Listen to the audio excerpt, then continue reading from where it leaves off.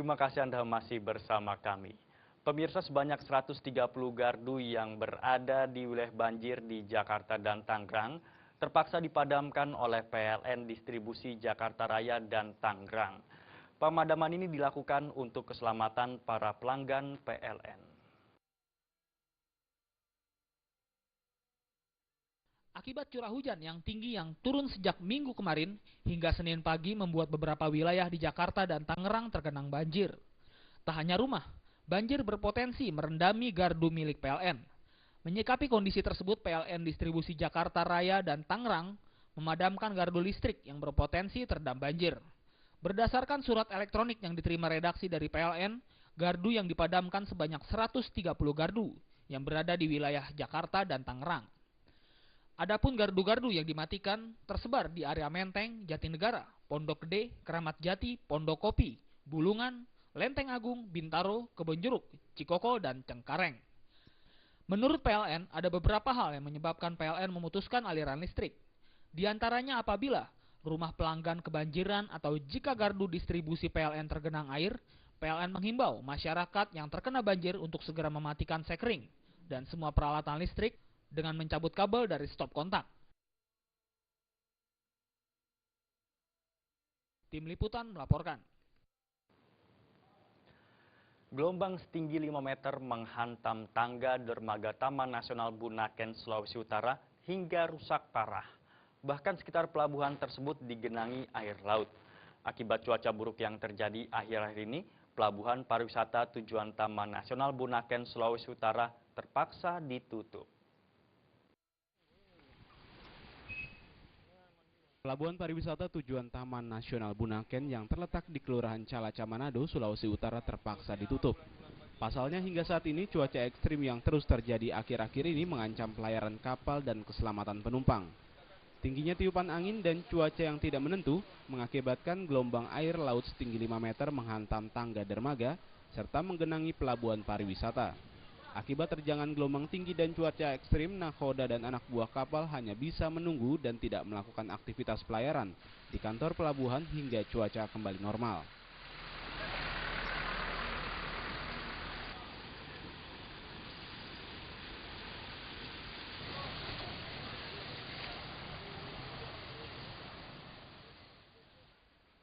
Menurut Retno Delumba, awak kapal pesiar melihat situasi dan cuaca yang tidak bersahabat mengakibatkan aktivitas pelayaran terganggu dan menyebabkan kerugian. Retno Delumba berharap agar cuaca cepat normal sehingga dapat beraktivitas kembali dan dapat mengais rezeki lagi. Memang rugi total. Baru biaya saja orang hari-hari sini makan dalam satu hari itu ada kalau satu orang dia 50.000. Perbandingan kerugiannya Pak dari yang cuaca masih bagus dengan jadi normal. Kalau dia normal, kalau kita aja lari-lari ya paling cuma 20.000 makan satu hari. Kalau untuk begini kan memang perbandingan itu jauh. Ada kalanya sampai 100, 2 hari 100. Kalau tidak ada tamu, nongkrong di tempat posisi pariwisata. Selain tidak bisa beroperasinya pelayaran menuju ke Taman Laut Bunaken, ada beberapa bagian dari dermaga yang ikut rusak dihantam ombak. Belum ada batas waktu yang ditentukan oleh nahkoda kapal pesiar untuk melakukan pelayaran ke Taman Laut Bunaken, karena hingga saat ini cuaca ekstrim masih menghantam kota Manado. Dari Manado, Sulawesi Utara, Rusdi Hamsyadin melaporkan.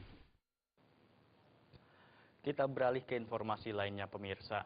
Menteri ISDM Jero Wacik mengklaim PP nomor 1 tahun 2014 yang mengatur tentang minerba akan mampu memberikan nilai tambah bagi negeri dan menciptakan lapangan pekerjaan. Menurutnya peraturan larangan ekspor bahan tambang mineral mentah tersebut telah efektif diimplementasikan.